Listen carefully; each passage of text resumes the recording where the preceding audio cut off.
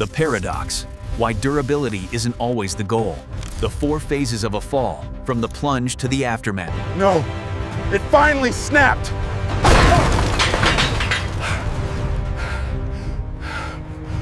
Shock-absorbing lanyard, the choreography of a crash. The only way this equipment can save your life is by destroying itself first.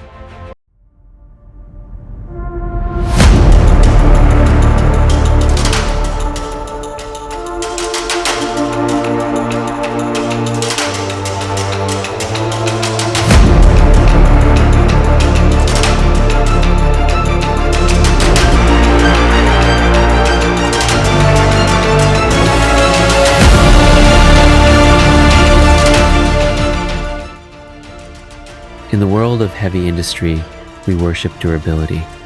We demand tools and gear that are tough, resilient, and built to last.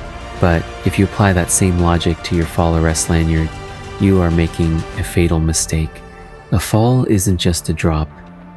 It is a violent choreography of crashing physics. In milliseconds, gravity generates kinetic energy that smashes right through the human breaking point. If your lanyard is built to survive that impact intact, your body is not. Survival requires the paradox. We need engineering designed to fail. Today, we are taking a microscopic look past the regulations and into the textile physics that stand between you and the ground. We will explore the paradox of why durability isn't the goal. We'll trace the 4 phases of a fall, analyze the life-saving heat generated by the rip mechanic, and expose the hidden danger of elongation and ghost distance. Finally, we'll conduct a design analysis to explain why stitching density is calibrated to save your ribs. Let's begin. Welcome back to Basic Concept and Design. In the construction industry, we are obsessed with durability. We build things to last forever. But what if I told you that safety and durability aren't always the goal? Sometimes, destruction is the only way to survive. This is the paradox. Look at this shock-absorbing lanyard. It looks tough, right? But hidden inside is a sacrificial structure designed for one specific purpose: failure. When a fall happens, we don't want this gear to stay rigid. We need it to die. We need controlled destruction. It rips apart, stitch by specific stitch. Why? Because of the physics. If that lanyard stayed durable and intact, all that kinetic energy would transfer directly to your body, snapping your spine. By absorbing the blow, the equipment is ripped apart. It trades its structural integrity for your life. It buys you the ghost distance needed to slow you down safely. The equipment is destroyed, but you go home to your family. That is the beauty of safety engineering. I'm Kevin. Don't forget to subscribe to Basic Concept and Design for more fascinating updates and interesting topics on construction safety. Stay safe out there.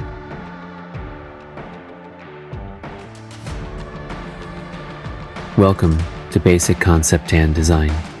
We tend to think of a fall as a single, instant event, but physics tells a different story. A fall actually happens in 4 distinct phases, and understanding them is the difference between life and death. Phase 1 is the plunge. Gravity takes over and velocity spikes. Then comes phase 2, the shock. This is the moment of truth. Your gear doesn't just hold you, it screams into action. The sacrificial stitching rips apart controlled destruction designed to keep the impact force below your body's breaking point. But here is the hidden danger. Phase 3, the ghost distance. As the gear rips to absorb energy, it stretches. It adds length to your fall. If you haven't calculated this extra ghost distance in your clearance, the gear works perfectly, but you still hit the ground. Phase 4 is the aftermath. The equipment is destroyed, sacrificing itself so you can survive. That's the paradox of safety. I'm Kevin. Subscribe to Basic Concept and Design for more fascinating updates and insights on construction safety.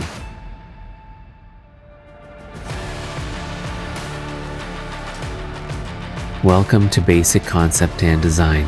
We all know the first law of thermodynamics. Energy cannot be created or destroyed, only changed. When a worker falls, where does all that kinetic energy go? If that energy goes into your body, it breaks your bones. That's why we need the rip mechanic. Inside this lanyard are thousands of specific stitches designed to fail. But they don't just break, they create friction. As these stitches rip apart, they generate intense heat. We are converting the kinetic energy of your fall into harmless thermal energy. It's the same physics as the brakes on your car, but happening in a split second. Right here, point to lanyard. The gear sacrifices itself, burning off the energy so you don't have to. It's not just stitching, it's a heat engine designed to save your life. I'm Kevin. Subscribe to Basic Concept and Design for more fascinating updates and insights on construction safety.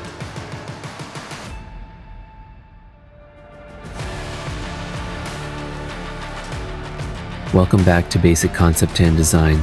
We think we know safety math. Length of lanyard plus height of worker equals safe, right? Wrong. There is a hidden number in the equation that kills workers every year. We call it the ghost distance. When your lanyard deploys, it rips apart to absorb energy, but as it destroys itself, it elongates. This is the deceleration distance. It can add up to 5 feet to your fall path. If you haven't accounted for this extra length, your gear works perfectly, but you still hit the ground.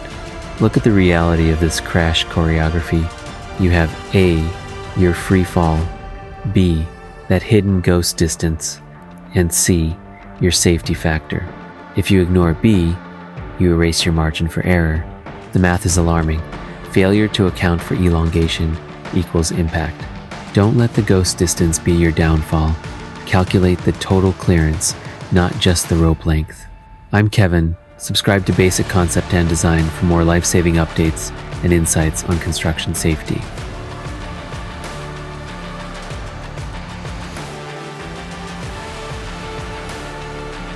Welcome back to Basic Concept and Design. Have you ever looked closely at the zigzag stitching on your lanyard? It seems simple, but this specific stitching density is a masterpiece of engineering calculated to save your ribs. Here is the alarming math. The human rib cage has a breaking point of about 1,800 pounds of force, but an unchecked fall? That can generate over 5,000 pounds instantly. If your gear holds tight, your ribs shatter. That is why this stitching is calibrated to fail. It isn't random, it's tuned. As the threads rip, they cap the impact force, keeping the curve below the injury zone. It spreads the crash out over time, lowering the G-force to a survivable level. The paradox is simple. The stitching must be weak enough to break, but strong enough to catch you. It destroys itself so your skeleton doesn't have to. I'm Kevin. Subscribe to Basic Concept and Design for more fascinating updates and insights on construction safety.